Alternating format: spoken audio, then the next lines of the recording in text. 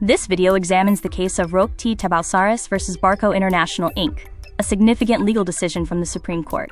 We will explore the details surrounding seafarer disability claims, the application of the 120-day and 240-day medical rules, and the legal implications of medical abandonment.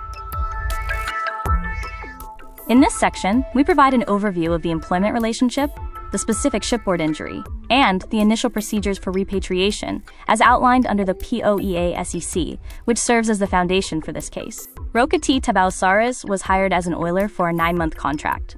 Following a slip-and-fall accident that injured his shoulder and thigh, he was repatriated to Manila for treatment. He was then referred to a company-designated physician for care, including physical therapy. The case timeline highlights the critical path, from the March 2014 injury to the July interim rating.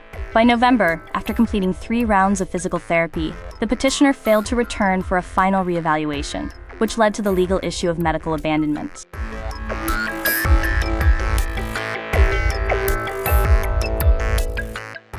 The Supreme Court review centers on 3 primary legal areas: the parameters of medical evaluations, the justification for the 240-day extension, and the impact of treatment abandonment on a seafarer's claims.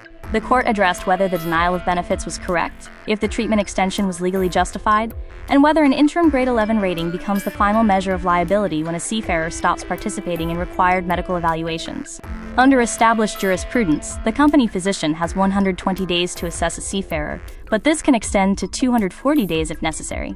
In this case, Dr. Talisig's interim rating at day 102 provided a legitimate basis for this extension. Medical abandonment carries severe consequences. By failing to report for reevaluation, the seafarer prevented a final rating, forfeiting their right to claim total disability.